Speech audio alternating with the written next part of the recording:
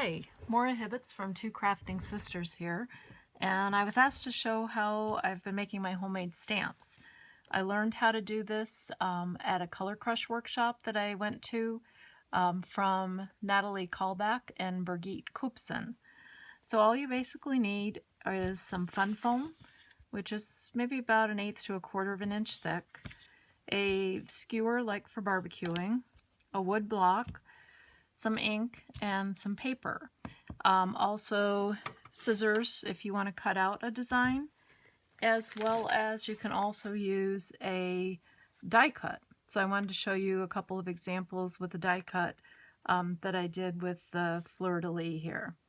So it's very easy to die cut it on your machine and get the shape to work with. So we'll start off with the first one that I have, and basically you're looking for the self-adhesive foam so that it will attach itself to the block. All right, and we'll get that attached. And one of the things you just kind of want to take a look at is to cut something that will fit the size of your block, and there are different size blocks that you can use. All right, so I can leave it just like that, or I can take the same image just to show you how both of these work. Take the same image and add a little bit of a design to it. So we'll take the fleur-de-lis. All right, and this is where you're going to use your skewer and just add in a little bit of detail to the design that you have. So basically you're pressing into the foam and creating the lines or designs that you want to add to your foam stamp.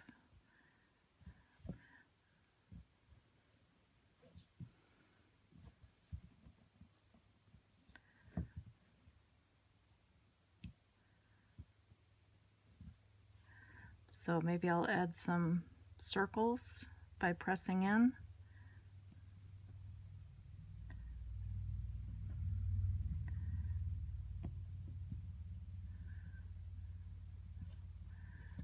And maybe a couple of lines.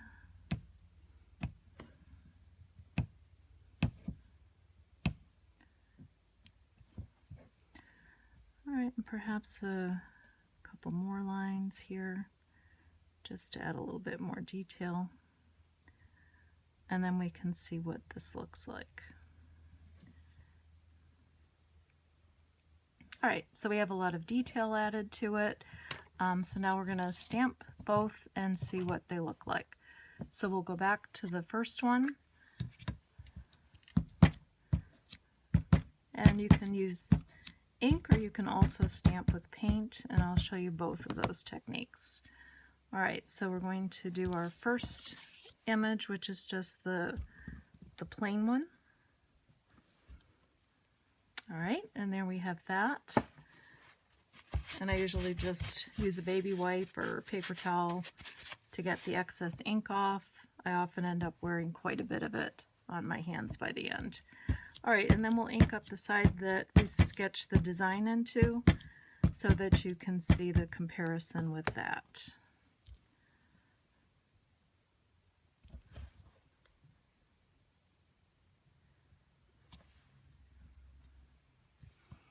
Okay, so same shape, two different ways that we approached it so that you can see the difference that adding in some design, and it doesn't look like a whole lot when you look at what you sketched in, but when you stamp with it, it adds in quite a bit of detail.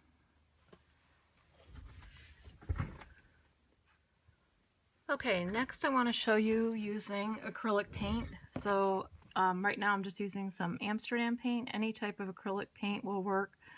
And I've put it into a pan and spread it out with the brayer.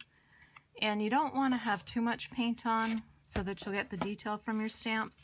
So you can always take a little bit of the paint off first and then go to your stamp. All right, and we'll use the same designs that we used before. Brayer the ink onto it and stamp the design. And there we go. And let's try it with the one that has a bit more detail. And we'll add just a little bit more paint. All right, so let's try it with a little bit more detail and see how that one turns out.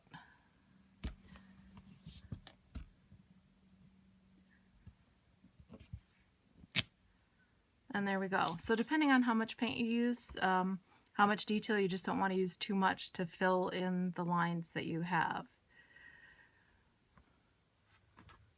So one of the things you want to do when you're using acrylic paint is to make sure that you clean it off. So I basically usually just will use a baby wipe to clean it off. You can also take like a toothbrush, a little bit of water, but then make sure you let them dry. So let's say next we want to just cut out our own design. So what I like to do is to trace around the block to get the size of it, and then cut that out. And then we just want to cut whatever kind of design that you would like to make, and we'll put that down on a different side. So let's say I'll just cut out some different circles, and we'll place those onto the block. A few different sizes.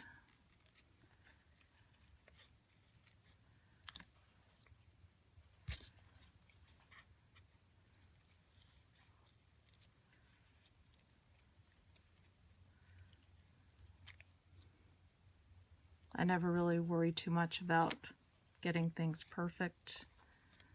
I think that's half the fun of making your own stamps, is the imperfections that they have. All right, so let's go ahead and we'll play with that. So once again, you're just going to remove the backing from it and place them.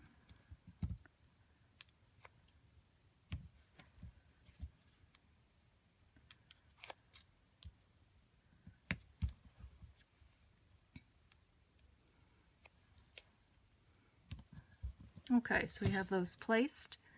And now let's etch a little bit of a design into it. So let's go around, make circles with the little ones, and just press in, make your dots.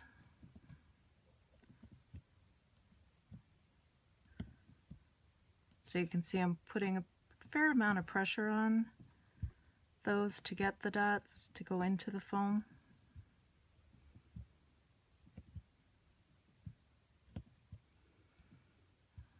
All right, and maybe we'll do some circles with the big one. I find it easier to hold the skewer and move the block when doing circular patterns. And let's see if we can do one more in there. All right, and maybe we'll make circles with this one too. Let's see how this turns out.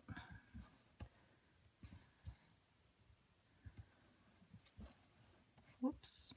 All right, let's just change that design a little bit and maybe make it look a little bit more like an eye. All right, let's see how this turns out when we stamp it then. So we'll ink it up. And let's see what it looks like. There, that's kind of fun. So we could use this to create a background by doing some repeated stamping and switching the angle that we're placing it down at.